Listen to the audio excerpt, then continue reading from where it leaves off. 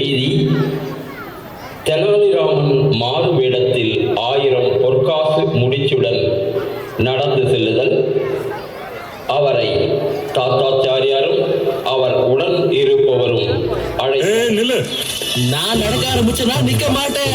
நீங்க வேணா முன்னாடி வாங்க. சீக்கிரம் சீக்கிரம், ஒரு நிமிஷம் நான் சொல்றத கேளு. கண்டுபிடிச்சிட்டேன். உண்மை என்னன்னா, லாபம் இல்லைன்னா அவர் யாரையும் கண்டுபிடிக்கவே மாட்டாரு. 100% உண்மை. இல்ல அது கொஞ்சம் யோசிக்கிறதுக்கு நேரம் எடுத்துக்கிட்டேன். நீ அனுமான அண்ணனோட சித்தப்பாவோட மாமாவோட மச்சானோட அண்ணியோட தூரத்து சொந்தக்கார பையன் தானே பூர்ணையா? உங்க உண்மையான முகத்தை காட்டுறீங்களே குருஜி. ஆமா உண்மைதான். அதுக்கு இத பாரு பூர்ணையா, உன்னோட சொந்தக்காரங்க நாங்கெல்லாம் இருக்கும்போது நீ ஏன் ராமா கிட்ட போற? தெரியாம தான் கேக்குறேன். நம்ம என்ன மாதிரி சொந்தக்காரங்க? அடடே பூர்ணையா, நான் தான் டாட்டா டோட்டு. டாட்டா டோட்டுவா? அட உன் கிராமத்துல இருக்கிற டாட்டா டோட்டு. என்ன அப்படிதானே கூப்பிடுவாங்க? டாட்டா டோட்டுன்னு தானே கூப்பிடுவாங்க. டாட்டா டோட்டு. இப்படி வா. நாம இந்த பாரம்பரியம் இருக்குல்ல, அத நம்ம சொந்தக்காரங்க கிட்ட மட்டும்தான் வச்சுக்கணும், வெளியாளுங்க கிட்ட இல்ல. நீ ராமாவை தேடி ஏன் போய்கிட்டு இருக்க? இப்ப கூட நான் யாருன்னு தெரியலையா? நீங்க முதல்ல உங்களால என்ன கண்டுபிடிக்க முடியல. அதான் உன்னோட வயித்தை பார்த்து கண்டுபிடிச்சிட்டேனே. நானும் உங்களை கண்டுபிடிச்சிட்டேங்க. இந்த தங்க காசுகளை உங்ககிட்ட தான் கொடுக்க போறேன். அப்புறம் நான் எந்த கவலையும் இல்லாம கங்கைக்கு தீர்த்த யாத்திரைக்கு போக போறேன். இவன் இப்ப என் வலைக்குள்ள விழுந்துட்டான். சரி வா, வீட்டுக்கு போலாம். இல்ல என்ன இப்ப என்னாச்சு? முதல் தடவை நான் விஜயநகர்ல உங்க வீட்டுக்கு வர போறேன். வெறுங்கையோட எப்படி வர முடியும்? எனக்கு அது பழக்கமே இல்ல. அண்ணா அண்ணா, வாழைப்பழம் கொடுங்களேன். கண்டிப்பாங்க, எல்லாத்தையும் கொடுத்துருங்க, ஒண்ணும் பிரச்சனை இல்ல. இந்தாங்க.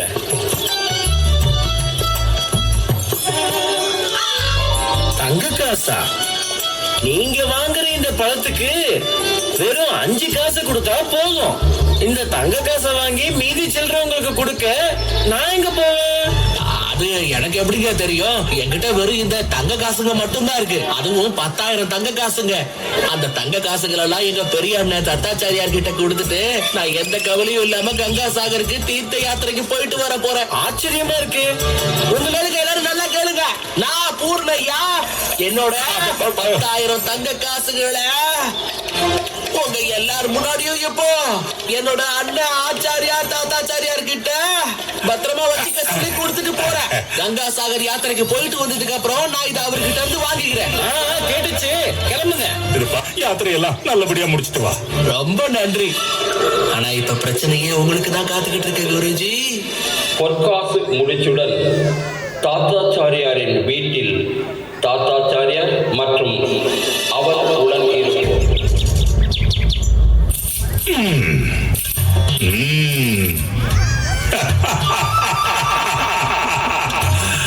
இதத்தான் சொல்லுவாங்க லக்ஷ்மி தானா வீடு தேடி வர்றதுன்னு. ஆனா குருஜி, இன்னொருத்தவங்களோட காசு நம்ம காசுன்னு சொல்றது பாவம்னு சொல்வாங்க. சாதாரண பாவம் இல்ல குருஜி, மகா பாவம். டே முட்டாளுங்களா, நான் தத்தாச்சாரியர். நான் என்ன சொல்றேனோ அதுதான் பாவம், நான் என்ன சொல்றேனோ அதுதான் புண்ணியம். டே விடுங்கடா, இத புரிஞ்சுக்கிற அளவுக்கு உங்க அறிவு இன்னும் வளரல. இதுல இருந்து எனக்கு ஒண்ணுதான் தோணுது, உங்களுக்கு பணத்து மேல பெரிய பேராசை வந்துருச்சு. வாய மூடுறா முட்டாள். குருவே, நாங்க உங்க அன்பான சிஷ்யர்கள். நீங்க எங்க வாய மூடலாம். ஒரு வேளை பூர்ணையா திரும்ப வந்து அந்த காசை திரும்பி கேட்டாருன்னா அப்ப நீங்க அவரோட வாயை எப்படி மூடுவீங்க சொல்லுங்க? சரி, அப்போ ஒண்ணு பண்ணுங்க. நீங்க 2 பேரும் வெளியே போயிடுங்க. அப்புறம் நான் கூப்பிடும் போது உடனே உள்ள ஓடி வாங்க. அப்போ சொல்றேன். சரிங்க குருவே, போலாமா?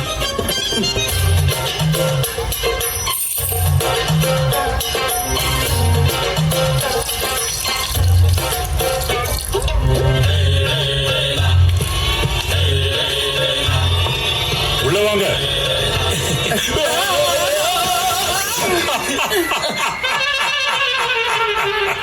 ஆயுஷ்மான் பவ. முட்டாளுங்களா, பாத்தீங்களா? நீங்க நினைச்சு கூட பார்க்க முடியாத அளவுக்கு என்ன வேணாலும் பண்ணுவேன். ஏண்டா பூர்ணையா திரும்பி வந்தாதானே அவன் காசை திரும்பி கேட்பான். அதோட இந்த கங்கா சாகர் யாத்திரைக்கு போனவங்க யார் திரும்பி வந்திருக்காங்க? யாரும் வந்ததில்ல. இதோ குருவே, காட்டுங்களேன் குருஜி.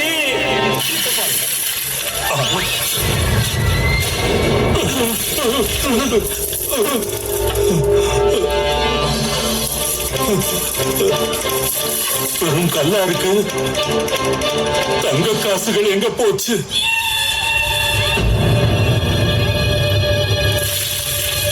தனிமன், அடடா, கண்டுபிடிச்சிட்டீங்களா? நான் போக வேண்டிய கங்கா சாகர் யாத்திரைய தள்ளி வச்சுட்டேன். நான் அடுத்த வருஷம் போய்க்கிறேன். கொடுங்க என்னோட தங்க காசுகள் எல்லாத்தையும் என்கிட்ட திரும்ப கொடுங்க. டாடா டோட்டுவன்னு பத்திரமா வச்சிருக்கீங்க. வாயை மூடு. போதும், நிறுத்துவோம் பேச்ச. நீ என்கிட்ட எங்க தங்க காசுகளை கொடுத்த? ஒரு காசை கூட கொடுக்கல. என்ன பார்த்தா முட்டாள் மாதிரி தெரியுதா? இந்த பையில தங்க காசுகளுக்கு பதிலா வெறும் கல்ல நிரப்பி கொடுத்திருக்க நீ. ஐயோ, என்ன தங்க காசுன்னு கேக்குறீங்க? ஆமா, அதுல ஒண்ணு கல்லெல்லாம் இல்ல, என் தங்க காசுக்கு தான் இருந்துச்சு. இப்போ நியாயம் கிடைக்கிறதுக்காக நான் உங்களை கிருஷ்ணதேவராயரோட தர்பாருக்கு கூட்டிட்டு போக போறேன். அப்படிதான் சரி. தர்பார்ல இன்னைக்கு ஒரு முடிவு எடுத்துடலாம். கண்டிப்பா தர்பார்ல இன்னைக்கு ஒரு முடிவு எடுத்துடலாம். கிருஷ்ணதேவராயர் அரண்மனை தர்பார், அவையோர் மற்றும் தாத்தாச்சாரியார், அவர் உடன் இருப்போர், படக்கடைக்காரர் மற்றும் தெனாலிராமன். ராஜகுரு கிட்ட தங்க காசெல்லாம் கொடுத்ததுக்கான ஆதாரம் ஏதாவது உங்ககிட்ட இருக்கா? இருக்கு மகாராஜா. நான் என் சாட்சிகளை உங்க முன்னாடி கூட்டிட்டு வர்றதுக்கு உங்ககிட்ட அனுமதி கேட்டுக்கிறேன் மகாராஜா. உத்தரவு கொடுக்கிறேன். மிக்க நன்றி மகாராஜா. யாருங்க? எல்லாரும் உள்ள வாங்க, சீக்கிரம் வாங்க. எல்லாரும் வராங்க மகாராஜா. வணக்கம் மகாராஜா. ஐயா, நீங்களே மகாராஜா கிட்ட சொல்லுங்க. நான் தானே உங்க எல்லார் முன்னாடியும் ஆச்சாரியார் தத்தாச்சாரியாருக்கு ஒரு பை நிறைய தங்க காசுகளை நிரப்பி கொடுத்தனா இல்லையா? மகாராஜா, அவர் சொல்றது எல்லாமே உண்மைதான்.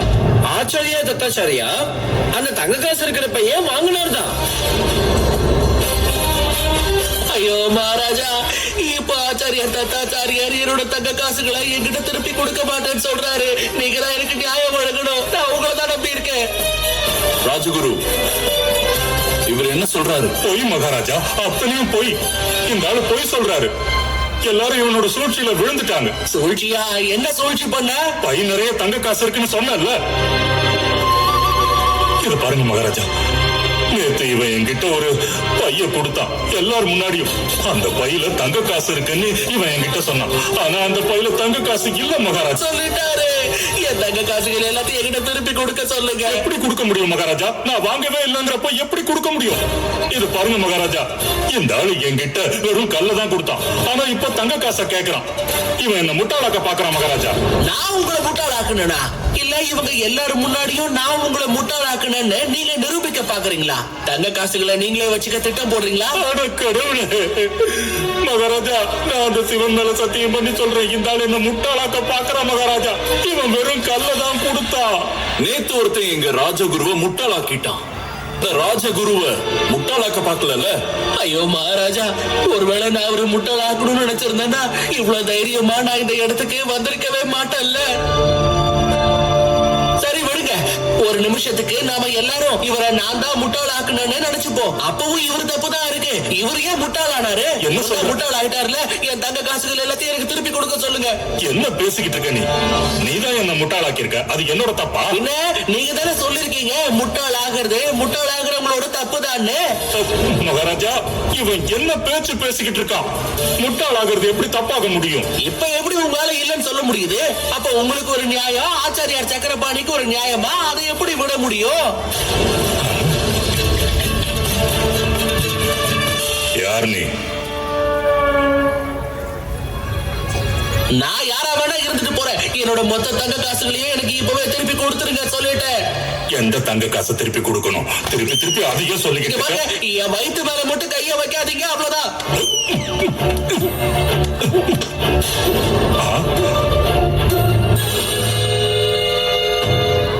வயிறு கீழ் விழுந்துருச்சு. இந்த தடவை சமாளிக்க முடியல குருஜி, விழுந்துருச்சு. பண்டிதர் ராமகிருஷ்ணா. ராமா,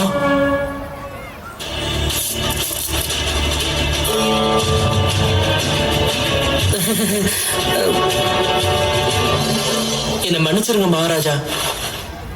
குருஜிக்கு பாடம் கத்து கொடுக்கணுங்கிறதுக்காக தான் நான் இப்படி பண்ண வேண்டியதாயிடுச்சு.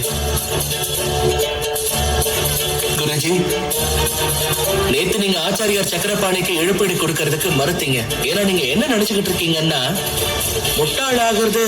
முட்டாள் ஆகுறவங்களோட தப்புதான். ஆனா அது உண்மை கிடையாது. யாரு வேணாலும் முட்டாள் ஆகலாம். பாருங்க, நீங்களும் முட்டாள் ஆயிட்டீங்கல்ல. பாவம், நேத்து ஆச்சாரியார் சக்கரபாணி இங்க இருந்து ரொம்ப வருத்தத்தோட தான் கிளம்பி போனாரு.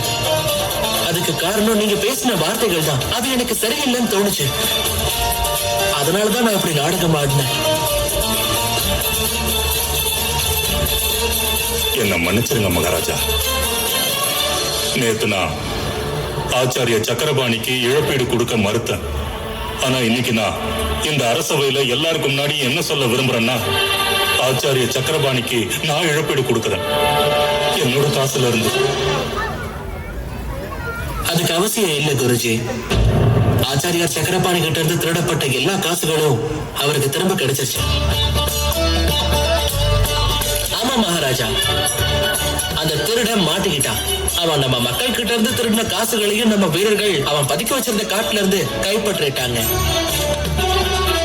இதெல்லாம் பண்டித ராமகிருஷ்ணாவால தான் நடந்தது.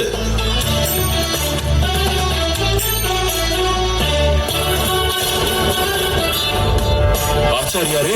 மகாராஜா, நான் நேத்து கோவப்பட்டு இங்கிருந்து கிளம்பி போயிட்டேன். ஆனா இன்னைக்கு நான் உங்களை ஆசீர்வதிக்கிறேன். உங்க இந்த அரசவையில இருந்து மக்களுக்கு எப்பவுமே நியாயம் கிடைக்கணும். நன்றி ஆச்சாரியாரே.